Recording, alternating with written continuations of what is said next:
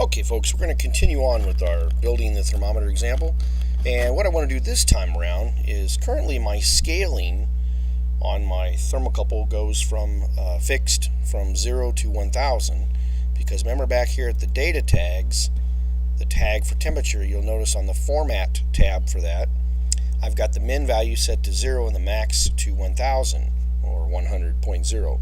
What I'd really like to do is be able to make these be some values that the operator could change from the screen here. So what I'm going to do here is down here where it says min value, I'll put my mouse there and maybe I'll type min underscore scale, hit enter, and I'll say yes, I want to create a new integer tag here. So Crimson will automatically create tags for you on the fly, which is really nice. And then down here for max value, I'll put my mouse there where it says 1000 and I'll type max underscore scale, hit enter again, and once again I'll say yes to that as well. Okay, now what we're going to do is we're going to put these two tags on the screen to let the operator change them. However, I would like to make sure that the formatting is of the same type, meaning that it has 3 digits before and 1 after. So if you look over here, if you look at the format on the temperature tag, you'll see down below here I've got 3 here and 1 here. So I'm going to do the same thing on the min scale. I'll click on the min scale and I'm on the format tab for that right here where it says format general. Hit the pick button right here and come down and select the numeric type. We're going to define this tag as a numeric type. We'll click OK, and then down here I'll put 3 here and I'll put 1 over here, enter, and then I'll do the same for the max. I'll just do here, right click, go to numeric, and you can go 3 here and 1 there as well. Now let's go over to display pages and let's put this on the page.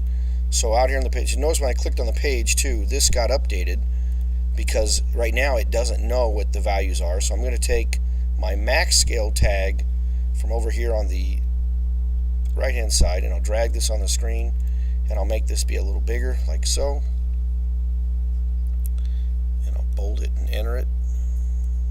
Remember folks, this button, maybe I didn't say that, but this button right here is the data entry field. That makes this become a data entry box. And I want to turn that on, so that makes it so the operator can touch that field. And then I'll drag the min scale down here like this. Let me show you a little shortcut. If you want this thing to be the same size as this one and also the same properties, font properties and data entry, you can right click on this thing and you can first go to same size as, then notice the trailing X. I'll click on this here, boom, that makes it the same size.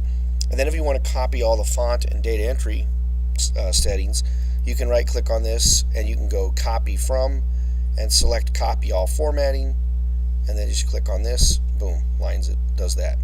Then if you want to line this up with this, you can either grab this in the middle and move it across and see some lines might show up here, or you can right click on this thing and go align with left of this guy, and that'll line it up correctly. Okay. Now, when I download this, these values are going to be in 0, but I wouldn't mind creating some default standards. So every time I cycle power to this thing, it comes up with, say, the scale of, say, 60 to, well, let's say 70 to 100, for instance. So let's go over to Programs. We're going to go somewhere new.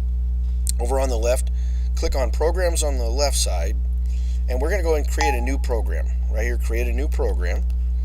And on the new program, we're going to come out here and we're going to do some text. So I'm going to do a / enter, and I'll type this program is ran once at startup. And then I'll hit enter and I'll do the star and / again. That just indicates anything between these two is a text statement. Then I tab down 1 extra line just for some room, and I'm simply going to I'll grab my max scale and I'll drag it out here. And I'll do tab across and I'll do equal 1000, which is the same as 100.0 without the decimal point, trying to keep everything in the integer format as much as possible. And then I'll drag the min scale down to the next line, hit the tab button to go across, equal, and I'll say 700 here because I want this to start up as 70 to 100 range. Now, if you notice over here on the left, the diamond is currently gold or yellow because the program hasn't been translated.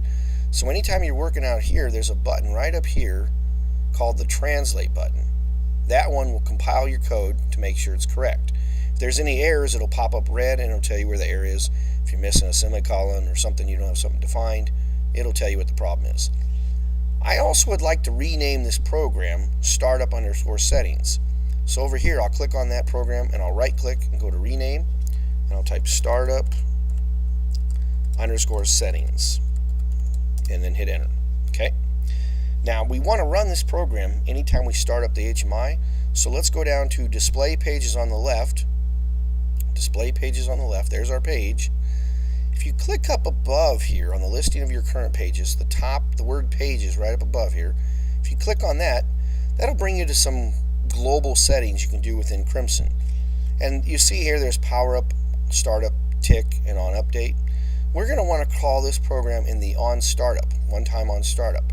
So I'll merely go over to the right side of Crimson and go to the lower right hand corner of Crimson and go to programs, the program section here, and I'll simply grab my program called startup settings and drag and drop that guy right down here into the on startup field. That takes care of that. One more thing I've been teaching a lot of students is the default keyboard size is a little small, so I like to go to the entry tab here, go to the entry tab, and right here where it says keyboard size default, hit the pull down there and choose larger or maximum, and that should work out better. Alright, once I do that, I'll maybe just click on my page. I'm going to go ahead and download it to my screen.